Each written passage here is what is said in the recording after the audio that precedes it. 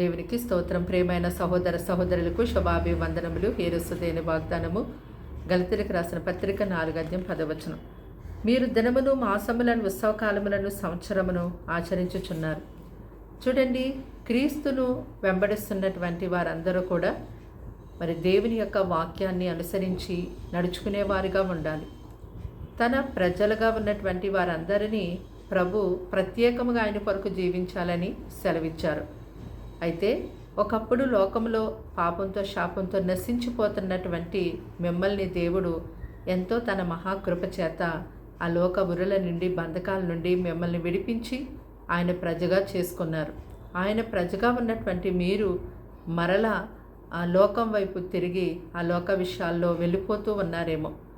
విడిచిపెట్టినటువంటి ఆ ఆచారములను, ఆ దినములు, ఆ మాసములు, ఆ ఉత్సవ కాలములు, ఆ సంవత్సరములను మరలా పాటించేవారుగా ఉంటూ ఉన్నారేమో. అయితే దాన్ని బట్టి దేవునికి ఎంత ఆయాసాన్ని మీరు కలిగి చేస్తున్నారో ఒక్కసారి పరిశీలన చేసుకోండి మీ యొక్క జీవితాన్ని. మరి కొందరు క్రీస్తుతో నడుస్తూ ఉంటారు, లోకంతో నడుస్తూ ఉంటారు. మరి రెండు పడవల మీద అడుగు వేసినప్పుడు మనం మునిగిపోతాం కదా. అందుకే ప్రభు అంటున్నారు, ఉంటే నీవు వెచ్చగానైనా ఉండు, ఉంటే నీవు చల్లగానైనా ఉండు, కానీ నులివెచ్చని స్థితిలో ఉంటే ఉమ్ము వేయబడతావు అన్నారు. కాబట్టి దేవుని యొక్క వాక్యాన్ని మనం తప్పకుండా గైకొని ఆ వాక్య ప్రకారం మనం జీవించేవారుగా ఉండాలి.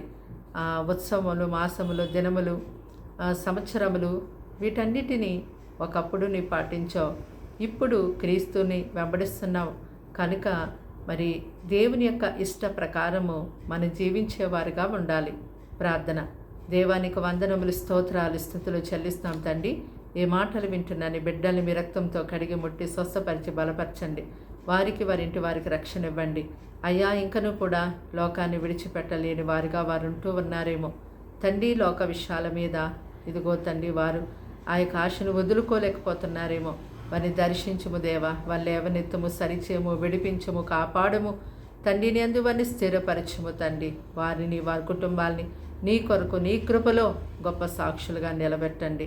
ఈ దినము వారి యొక్క సమస్త విషయాల్లో మీ సన్ని తోడుకుంచండి అయ్యా తండ్రి. కోర్టు కేసు నుంచి విడిపించండి, అనారోగ్యంలోని ముట్టి స్వస్థపరచండి, అపవాది క్రియల నుంచి విడిపించండి అయ్యా తండ్రి. ప్రజలకు ఏది అవసరమో అది యేసుక్రీస్తు నామములో అనుగ్రహించి దీవించి కాచి కాపాడమని యేసు నామములో ప్రార్థన సమర్పించి అడిగి వేడుకుంటున్నా ప్రియ పలుకు తండ్రి. ఆమేన్.